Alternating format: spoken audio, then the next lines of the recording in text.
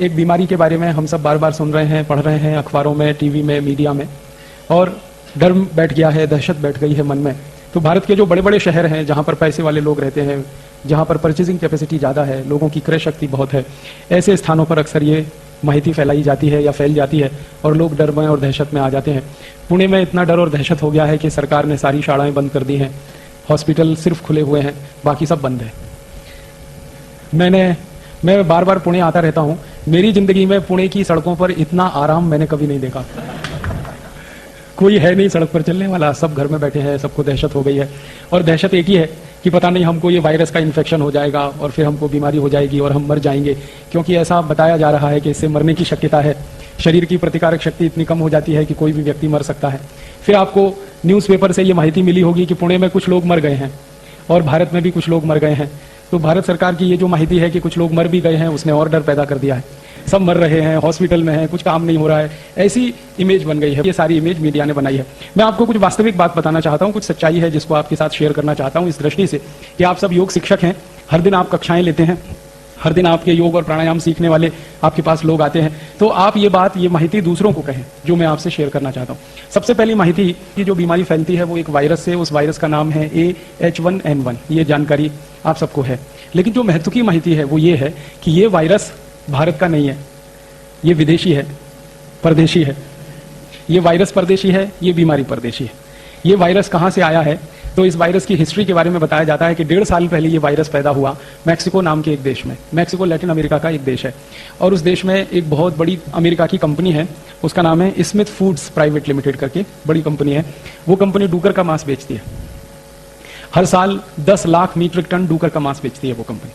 अब 10 lakh metric ton डूकर का मांस पैदा करने के लिए कम से कम 1 कोटी डूकर का कत्ल करना पड़ता है, तब 10 लाख मीट्रिक टन डूकर का मांस पैदा हो सकता है। और वहां के जो डूकर होते हैं ना, वो ऐसे नहीं होते अपने जैसे, हाँ अपने भारत के जैसे डूकर है ना वैसे नहीं होते, उससे तो डबल और ट्रिपल होते हैं। हमारे यहाँ जितनी ऊंची गाय होती है ना, वहां इतने ऊंचे डूकर होते हैं और एकदम मोटे मोटे थुल और इतने जास्ती मोटे होते हैं कि चल नहीं सकते, तो खड़े होते हैं धम से बैठ जाते हैं, चल नहीं पाते, भाग नहीं सकते, इतना मांस उनके शरीर पर होता है। और वो मांस उनको इंजेक्शन दे दे के बढ़ाया जाता है, दवाएं दे दे के बढ़ाया जाता है। इंजेक्शन देके, दवाएं देके डूकर का मांस बढ़ाते हैं और वो मांस बेचने का काम वो कंपनी करती है। तो कंपनी का 1 पॉइंट प्रोग्राम है डूकर का मांस बेचना, मुनाफा कमाना और डूकर पालना। तो उनके बड़े बड़े रेंज हैं, उसमें डूकर पालते हैं, हर साल मांस बनाते हैं, फिर उसको बेचते हैं। लेकिन कंपनी के जो मालिक हैं, जो उसके मैनेजर हैं, जो उसके बड़े अधिकारी हैं, कर्ता धर्ता हैं, वो अपने ही डूकर के मांसों को नहीं खाते, वो नहीं खाते, खुद नहीं खाते। मैंने उस कंपनी के कुछ अधिकारियों को ईमेल करके पूछा कि आप पोर्क खाते हैं? पोर्क माने डूकर का मांस। तो उन्होंने कहा नहीं खाते, वो वेजिटेरियन है, दूसरों को खिलाते हैं, खुद क्यों नहीं खाते? तो वही मुझे बोलते हैं कि हमको मरने का डर लगता है। कैसे मर जाएंगे? तो वो बोलते हैं ये जो डूकर का मांस है ये इन्फेक्टेड है और इसमें वायरस बहुत है और इसमें H1N1 वायरस होने की शक्यता सबसे ज्यादा है। ये जो H1N1 वायरस है ये डूकर में ही जिंदा रहता है, तो वहां के डूकर में ये वायरस जिंदा रह सकता है। और 1.5 साल पहले ये वायरस वहां डिटेक्ट हुआ और जो लोगों ने डूकर के मांस खाने वाले लोग हैं, उनमें से करीब 2000 लोग उससे प्रभावित हुए और 146 अभी तक मर गए 1.5 साल में।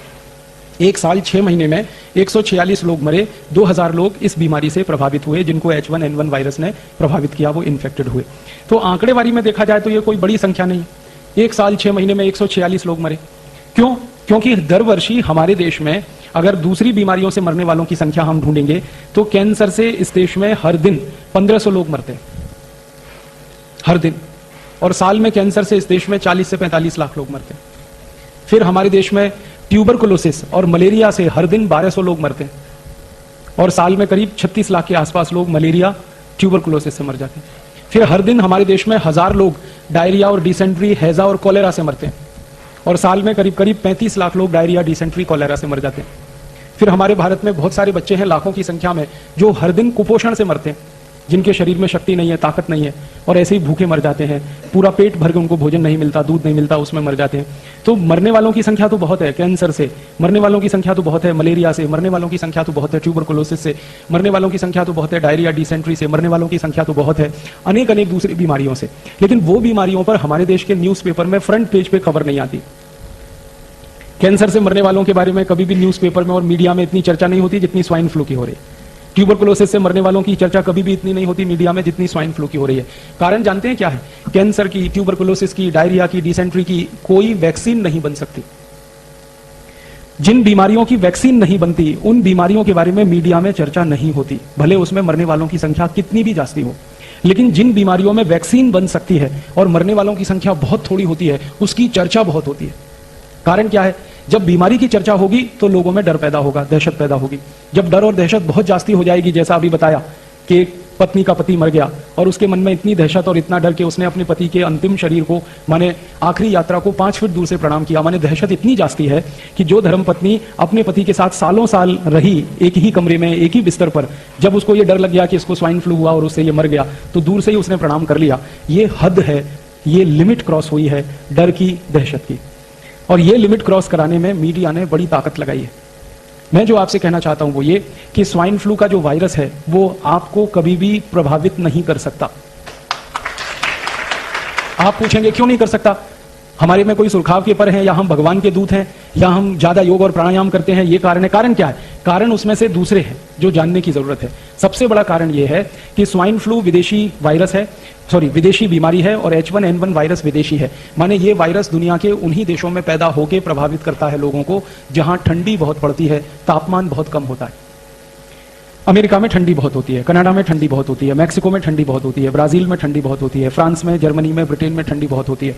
और आप जानते हैं साल में 6 महीने ठंडी पड़ती है, और साल में 6 महीने तापमान उनके यहाँ 0 के नीचे होता है। -5 डिग्री, -10 डिग्री, -15 डिग्री, -20 डिग्री, कभी कभी तापमान -30, -35, -40 तक चला जाता है। 6 महीने बर्फ ही बर्फ रहती है। सड़क पे बर्फ होती है, मैदान में बर्फ होती है, शेत में बर्फ होती है, छत पर बर्फ होती है। बर्फ 10-10 फीट ऊंची होती है। और यूरोप और अमेरिका में 6 महीने सरकार के सभी विभाग की ताकत इसी बात में खर्च होती है कि सड़क से बर्फ हटाना, शेत में से बर्फ हटाना, चलने लायक सड़क को बनाना, शेत को शेती लायक बनाना। तो जिन देशों में बर्फ पड़ती है, ठंडी बहुत होती है, तापमान 0 के नीचे चला जाता है, ऐसे देशों में तरह तरह के वायरस पैदा होते हैं। और जितनी ज्यादा ठंडी होती है उतने ज्यादा वायरस होते हैं। सामान्य रूप से दुनिया के जितने भी वायरस हैं उनको पैदा होकर जिंदा रहने के लिए कम से कम 27 डिग्री सेंटीग्रेड से नीचे का तापमान लगता है।